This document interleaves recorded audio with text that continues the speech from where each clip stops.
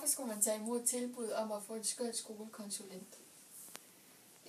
For at lave noget spændende undervisning og prøve noget andet, end det vi plejer at gøre på skolen. Og så også få noget inspiration udefra til at putte projektet et sted ind, som vi ikke har prøvet før.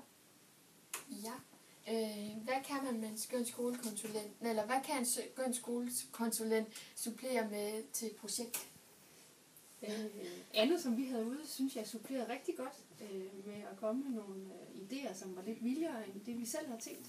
Så supplerer vi med vores egne idéer, og så skabte vi noget fælles tredje, som blev rigtig fedt. Ja.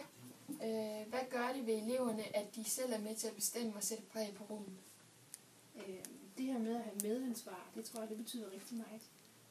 Og at få lov til at være medbestemmende undervejs i processen, og man kan få lov til at tage ansvar og få se, at det man selv gør, det har faktisk en rigtig stor betydning. Og hvad er din største aha-oplevelse indtil videre, hvis du har haft en? Min største aha-oplevelse har været det her med, hvor vildt børnene de bare går ind i processen. Og se, hvor meget det har betydet for dem, og hvor vilde de har været med at arbejde på den her måde. Og hvad er elevernes største aha-oplevelse, hvis de har haft en? Børnene har sagt, at de har set nye sider ved sig selv og hinanden. Og det synes jeg, det har været rigtig, rigtig fedt. Og så har de også selv sagt, at de synes, at det har betydet rigtig meget at tage ansvar for processen. Og så synes de også, det er helt vildt fedt, det de har fået lavet. Ja, det var det.